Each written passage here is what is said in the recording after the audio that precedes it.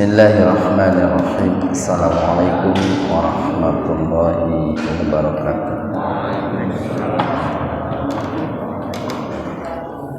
Innal hamdalillah nahmaduhu wa nasta'inuhu wa nastaghfiruh wa na'udzu billahi min shururi anfusina wa sayyiati a'malina.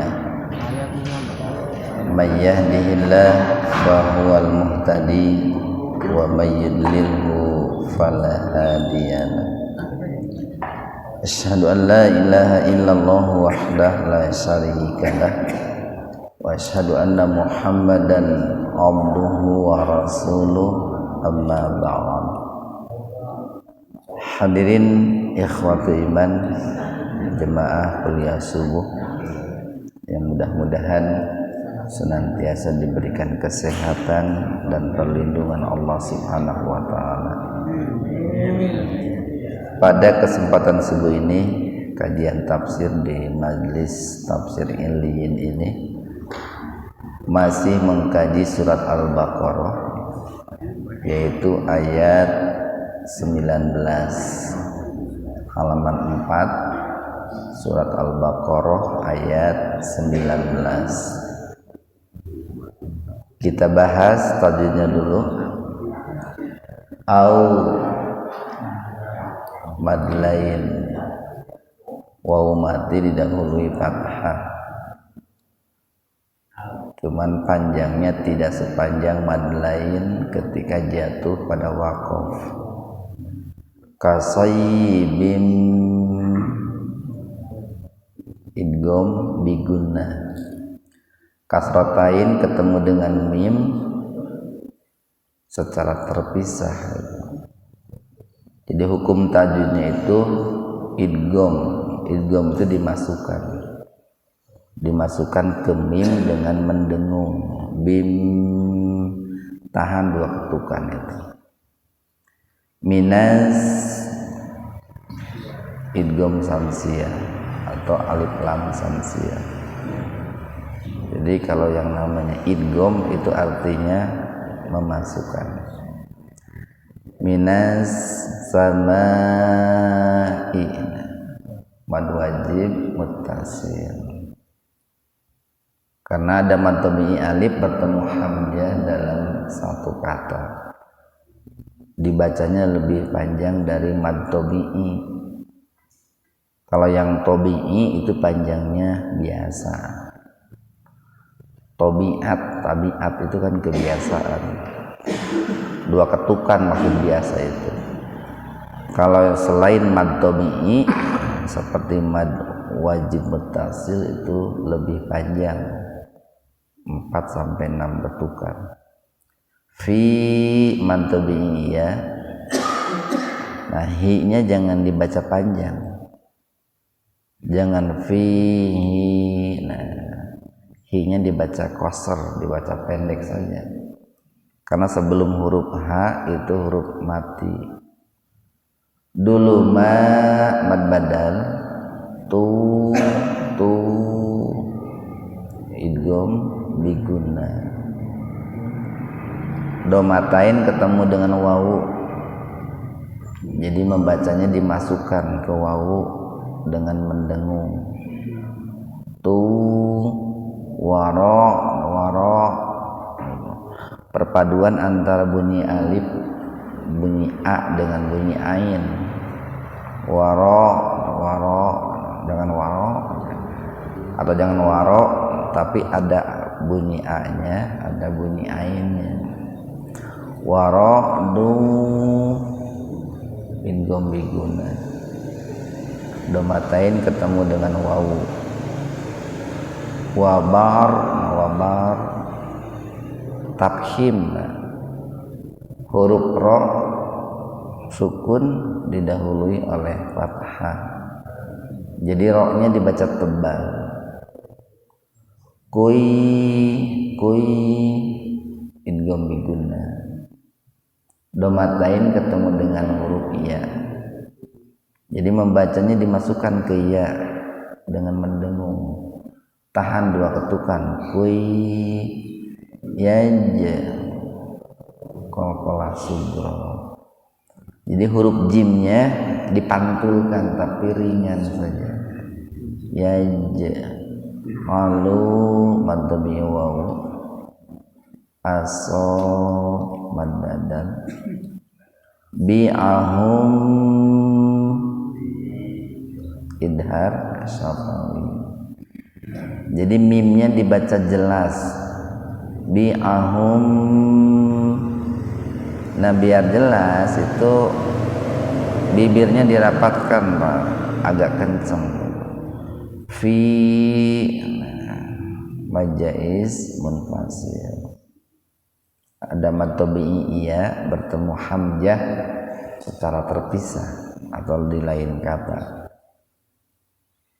A mad tabi'i alif, za mad tabi'i alif, nihim idgham mimi ya. Mimati ketemu dengan mim. Jadi mim yang pertama dimasukkan ke mim yang kedua. Minas idgham samsiyah atau alif lam samsiyah.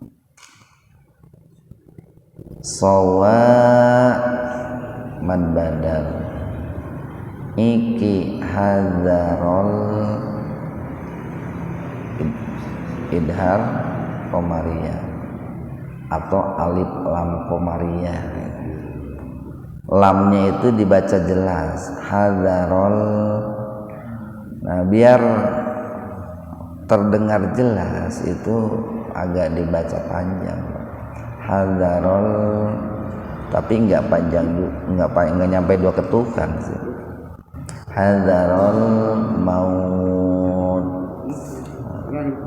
mad iwad mad lain hadzarol maut. Nah ini mad lainnya jatuh pada waqaf. Jadi dibacanya 2 ketukan.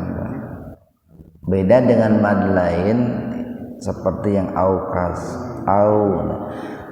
Beda dengan mad lain ketika ada di tengah-tengah kata atau kalimat.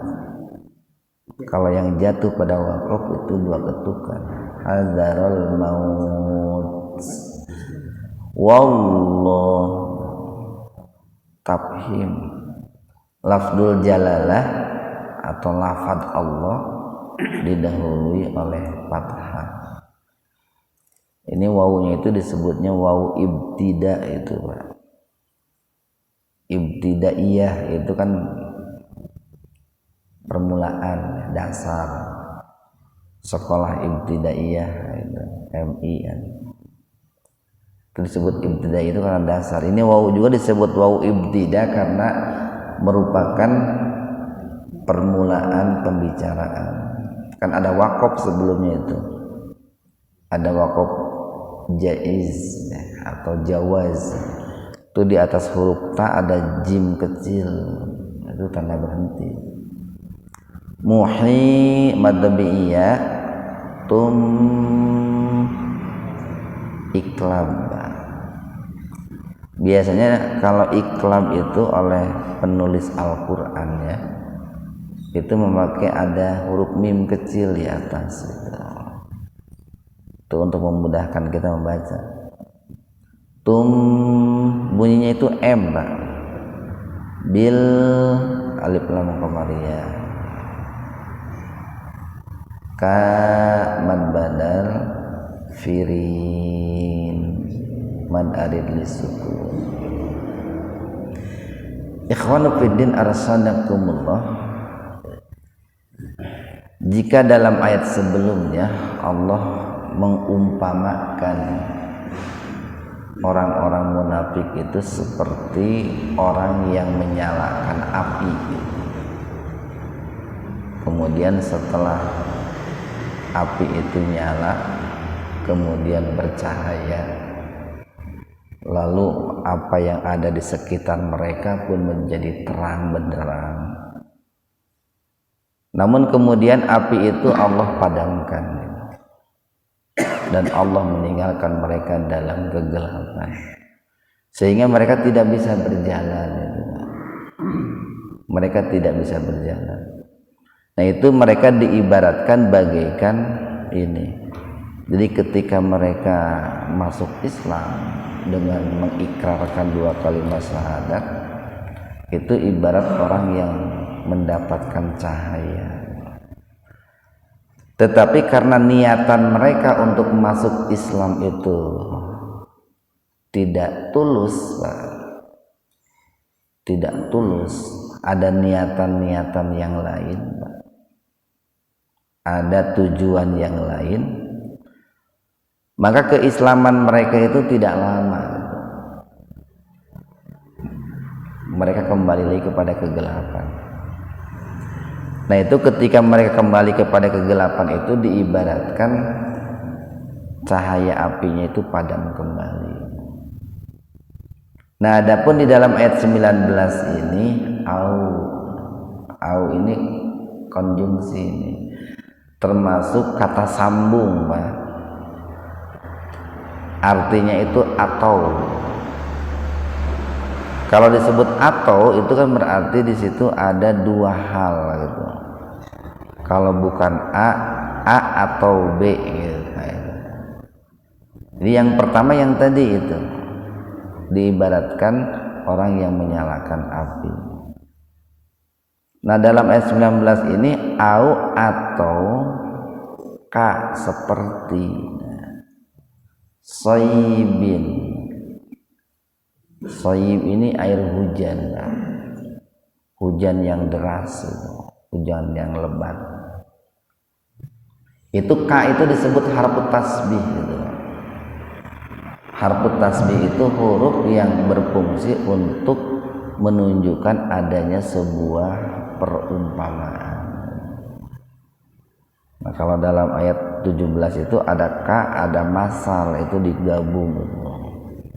Kalau di sini menggunakan ka saja. Jadi atau orang-orang munafik itu kasoibin, bagaikan air hujan, minas samai, min dari as-samai langit, maksudnya yang turun dari langit, fihi yang di dalam hujan itu dulumat, ada kegelapan-kegelapan. Banyaklah kegelapan-kegelapan yang ada ketika turun hujan itu. Penyebabnya banyak. Ada yang disebabkan karena gelap tebalnya awan itu. Ada gelap yang disebabkan karena derasnya hujan. Ada juga yang gelapnya itu karena hujannya barangkali terjadi di malam hari itu. Makanya di sini kata dulumat menggunakan bentuk plural atau jamak. Karena penyebab gelapnya itu cukup banyak. Wara'dun, ra'ad itu petir, Pak. Wara'dun dan petir. Wabarak, barak, buruk itu kan, buruk itu kilat ya. Jadi Nabi Muhammad itu ketika Isra dan Mi'raj disebut atau diibaratkan buruk gitu ya, itu secepat kilat gitu. Tapi jangan digambarkan seperti gambaran yang digambarkan oleh orang Yahudi Nasrani, bahwa buruk itu semacam kuda gitu, yang berkepala manusia itu digambarkan oleh orang-orang Yahudi dan Nasrani seperti itu. Tidak seperti itu yang disebut dengan Nabi Muhammad.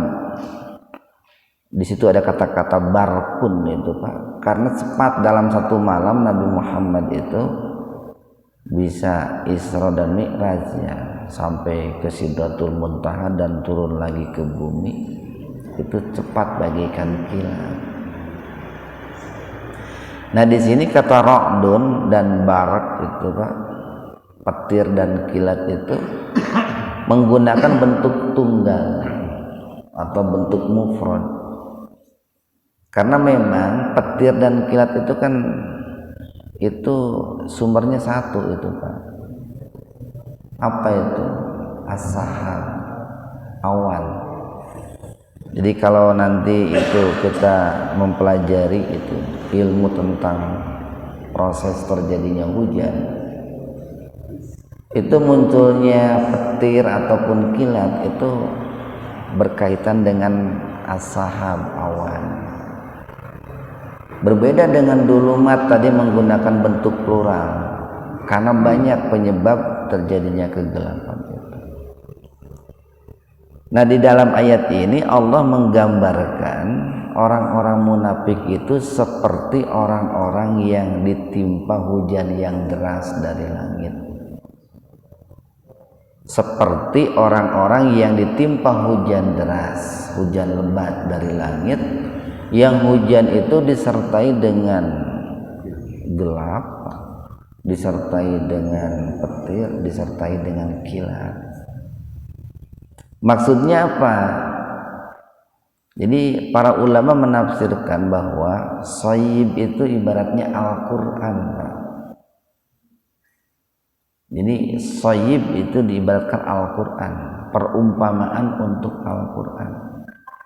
Jadi orang-orang munafik itu diibaratkan orang-orang yang disirami oleh Al-Quran atau yang dihujani oleh ayat-ayat Al-Quran yang 6.000 ayat lebih ini Pak. Nah, bagi orang-orang beriman disirami oleh ayat Al-Quran itu menyejukkan itu. Dia senang orang-orang beriman itu. Dia bahagia ketika disiram oleh ayat Al-Quran itu. Tetapi bagi orang munafik ketika disirami dengan ayat-ayat Al-Quran itu, yang ada dalam diri mereka itu adalah kegelapan, kebingungan gitu Pak. Kenapa bingung? Karena dulu mati itu. Dalam hati mereka itu banyak kegelapan-kegelapan, banyak penyakit-penyakit hati yang ada dalam diri mereka itu. Sehingga bagi orang beriman hujan itu dipandang sebagai rahmat. Kan pada dasarnya hujan itu rahmat itu Pak. Tetapi bagi orang munafik dipandang Al-Quran itu sebagai azab. Jadi sekali lagi, bagi orang beriman Al-Quran itu dipandang rahmat, seperti halnya hujan dipandang rahmat. Tapi bagi orang munafik Al-Quran itu dipandang sebagai azab, seperti halnya hujan yang lebat itu. Nah, di sini kata ra'dun wa barqun itu kan ini merupakan sebuah permisalan Pak. Disebut ra'dun, petir itu Pak, karena Al-Quran itu kan berisi tentang larangan-larangan. Dilarang untuk berjudi gitu, dilarang untuk minum minuman keras, dilarang untuk menyekutukan Allah, dilarang untuk berhukum dengan hukum selain Allah, dilarang untuk mengadu domba, dilarang untuk menghinakan Rasulullah. Nah, itu bagi orang munafik ayat-ayat seperti itu bagaikan sambaran petir itu Pak, sambaran petir, sehingga mereka itu menutup telinganya rapat-rapat itu. Bagi bapak-bapak kan ketika Al-Quran itu dibacakan tenang-tenang saja Pak, itu panas dingin juga gitu. Tapi bagi orang munafik dibacakan ayat Al-Quran apalagi yang berisi tentang larangan itu panas dingin. Wabar, dan Al-Quran itu di dalamnya berisi sesuatu yang seperti kilat Pak. Seperti kilat. Nah, ini ditafsirkan oleh para ulama, maksudnya bahwa dalam Al-Quran itu berisi petunjuk-petunjuk. Kilat itu kan ketika muncul itu kan terang gitu. Berisi petunjuk-petunjuk, berisi penerangan-penerangan, bahkan berisi kabar gembira. Nah, ketika dibacakan ayat-ayat Al-Quran, terkadang orang munafik itu ada ketertarikan gitu. Ada ketertarikan. Bahkan ketika dibacakan ayat-ayat yang menggembirakan, menguntungkan dirinya, itu ada niatan untuk mengambil cahaya itu, untuk mengambil pesan Al-Quran itu. Tetapi niatan itu tidak lama gitu. Niatan itu tidak lama gitu. Sebentar saja, seperti sebentarnya kilat itu, Pak. Jadi ada gitunya muncul kerteg hayang jadi jelma bener gitu kan. Ada ketertarikan sebentar aja. Nah, cuman tadi ketertarikan mereka itu tidak lama, hanya sepintas saja, seperti sepintasnya kilat itu. Ya ja'aluna, mereka menjadikan asabi'ahum. Asabi ini jari, jari-jari tangan. Nah, mereka menjadikan jari-jari tangan mereka itu di adhanihim, telinga-telinga mereka, minas sawaiki. Nah, dari itu, dari as-sawaik, petir. Jadi mereka menutupi telinga mereka dengan jari-jarinya karena mendengar suara petir itu, hadarul maut, karena mereka takut dengan kematian. Nah, orang-orang munafik pun ketika dibacakan ayat Al-Quran itu, mereka menutup telinga mereka, menutup telinga mereka. Kenapa mereka menutup telinga mereka? Karena ayat Al-Quran itu bagi mereka itu diibaratkan ini, Pak, diibaratkan hujan batu lah. Kan kalau kita lihat nih dalam Al-Quran, salah satu fungsi ulama itu ya, itu mirip dengan fungsi bintang gitu kan. Fungsi ulama itu mirip dengan fungsi bintang. Apa fungsi bintang itu? Satu, zinatun fis sama, sebagai hiasan di langit. Ulama pun sebagai hiasan di bumi, Pak. Jadi kalau bintang itu untuk menghiasi langit, ulama itu untuk menghiasi bumi. Betapa tidak indahnya bumi kalau tidak ada para ulama yang soleh. Yang kedua, fungsi ulama itu adalah yahtadi fid dulumat.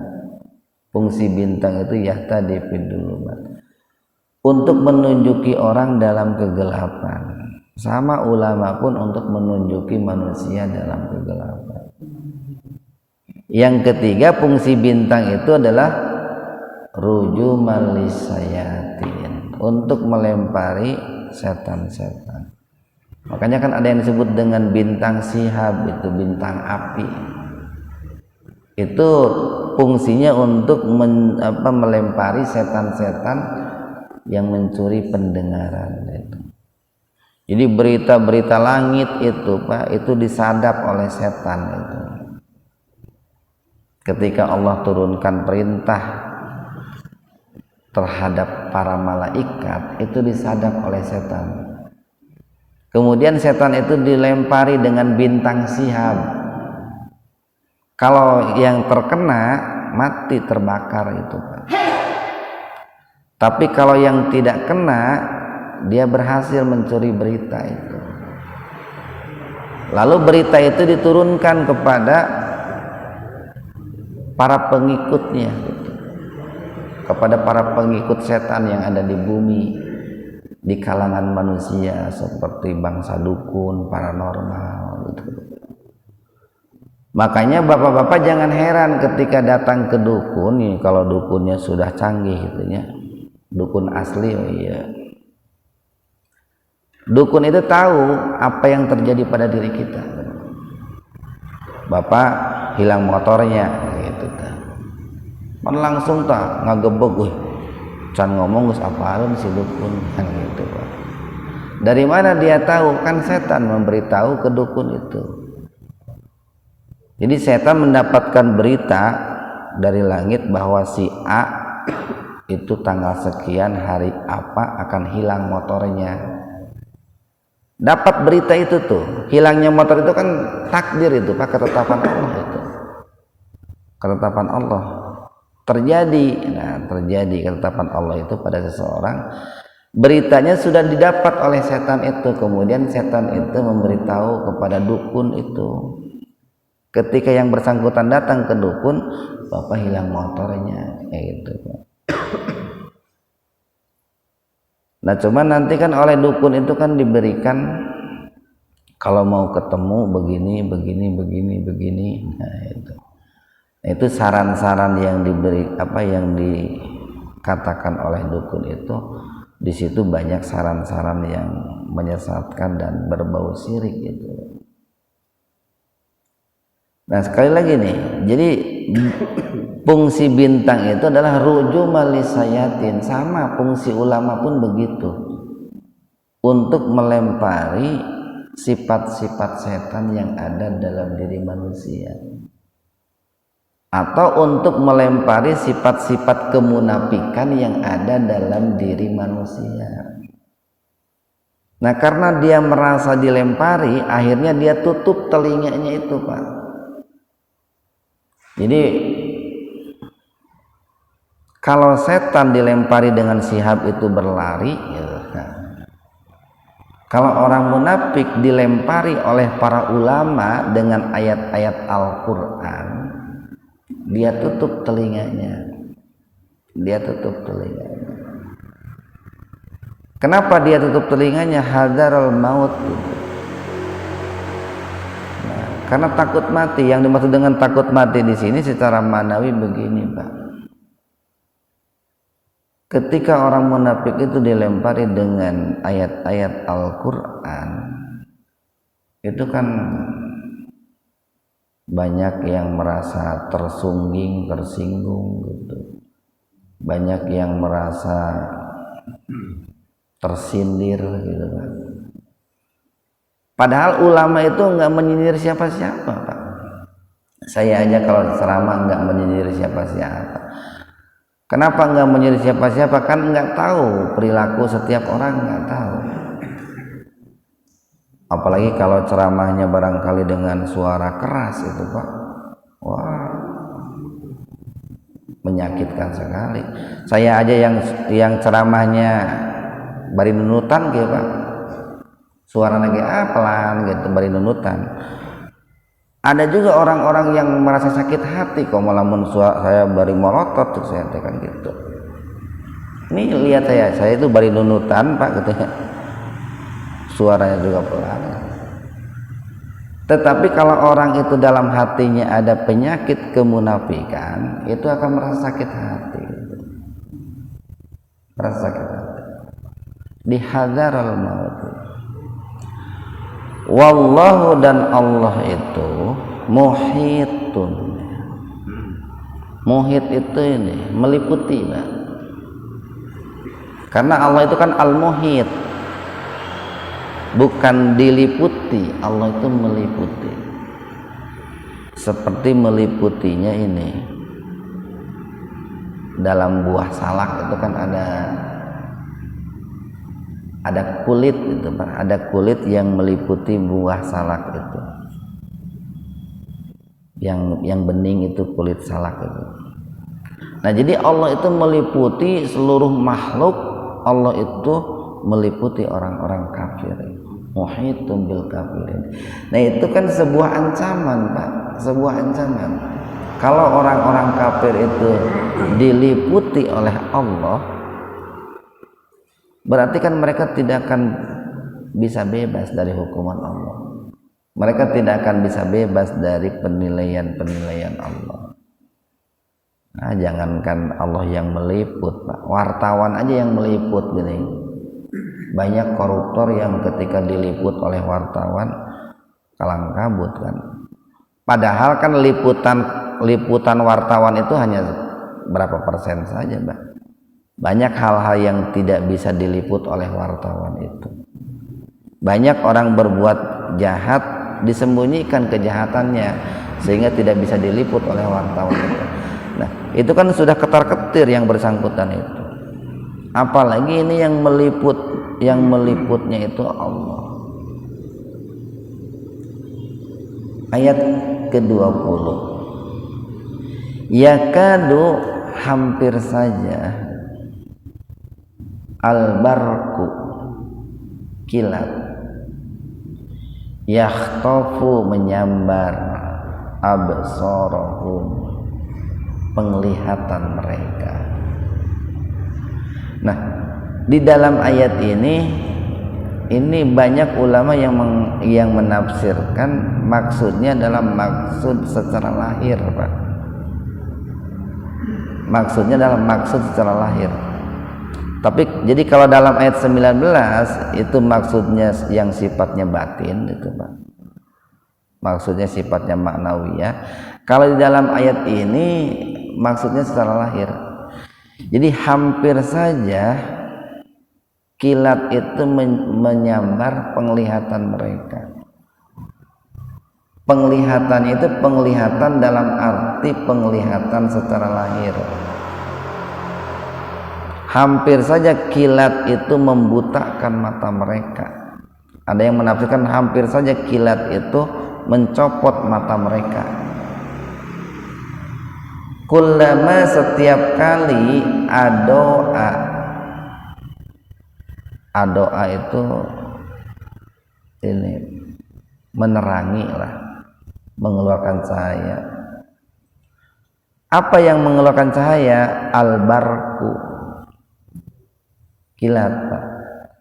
Kalau dalam ayat 17 itu adoat, masaluhum kamasalil ladzi istauqada naro falamma adoat.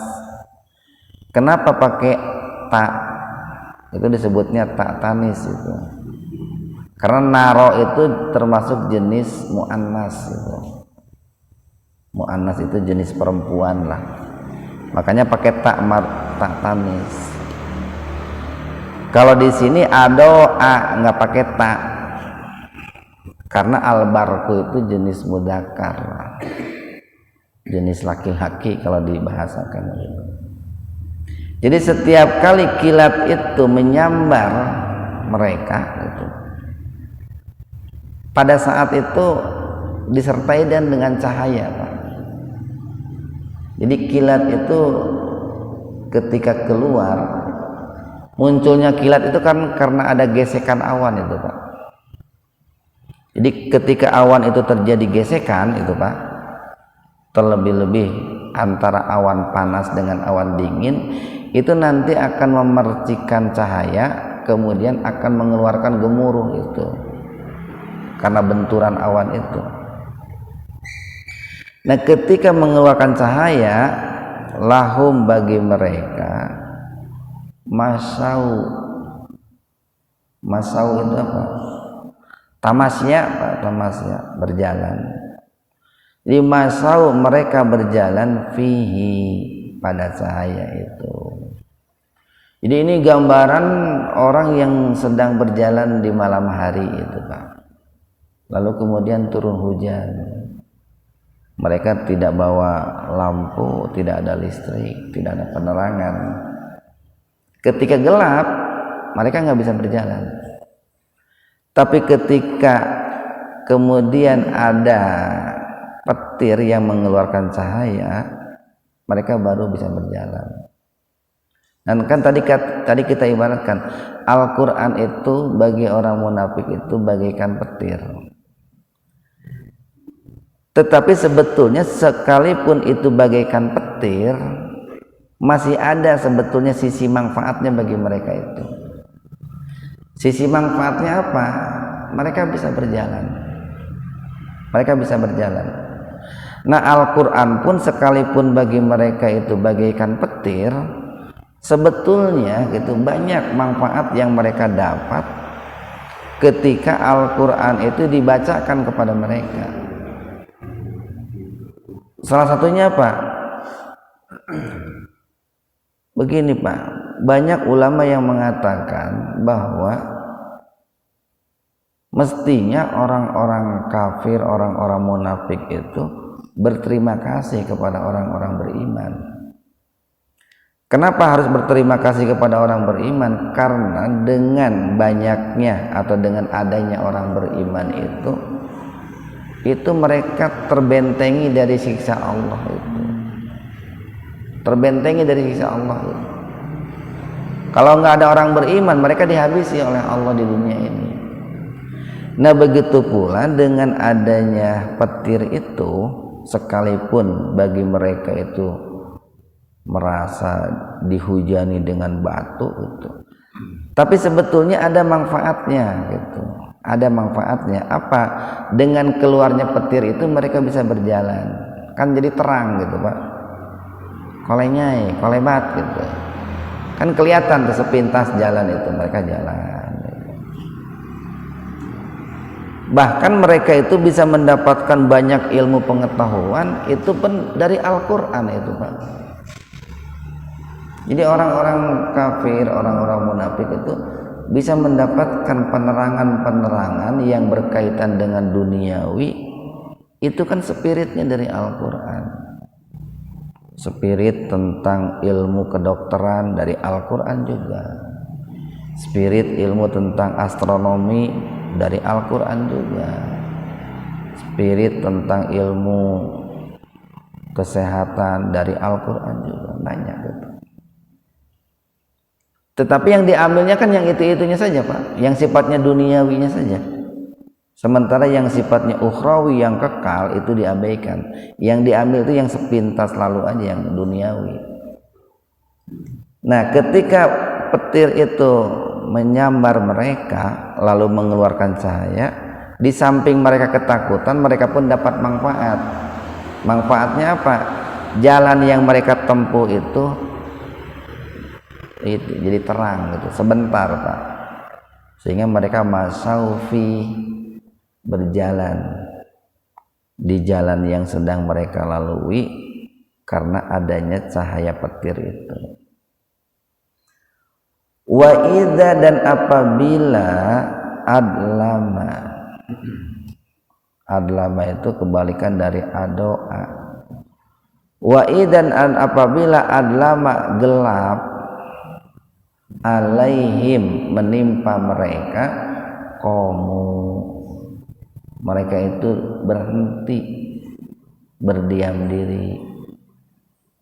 Jadi ketika petir itu hilang, kan petir itu hanya sepintas, lalu jalan yang mereka tempuh itu gelap kembali, mereka matanya tidak bisa melihat jalan yang harus dilalui, mereka pun berdiam diri, berhenti, tidak melanjutkan perjalanannya. Nah, itu diibaratkan orang-orang munafik yang mengambil Al-Quran itu hanya dimanfaatkan untuk kepentingan-kepentingan duniawi saja. Hanya untuk kepentingan-kepentingan duniawi saja. Kan banyak Pak, banyak orang itu yang menjadikan Al-Quran sebagai alat untuk bisa berjalan hidup di atas kehidupan dunia ini. Istilahnya itu apa ya? Istilahnya itu menjadikan Al-Quran sebagai alat untuk bisa makan gitu. Bisa digunakan oleh siapapun, bisa itu Al-Quran itu untuk kepentingan dirinya. Jadi bukan untuk kepentingan agama, bukan untuk kepentingan Allah, tetapi untuk kepentingan dirinya. Sehingga dikarenakan untuk kepentingan dirinya, mereka menjadikan Al-Quran itu hanya ayat-ayat tertentu saja dan untuk kepentingan-kepentingan tertentu saja. Yang penting mereka bisa berjalan. Walau, dan seandainya menghendaki Allahu Allah, dan seandainya Allah itu menghendaki, la sungguh dhahaba,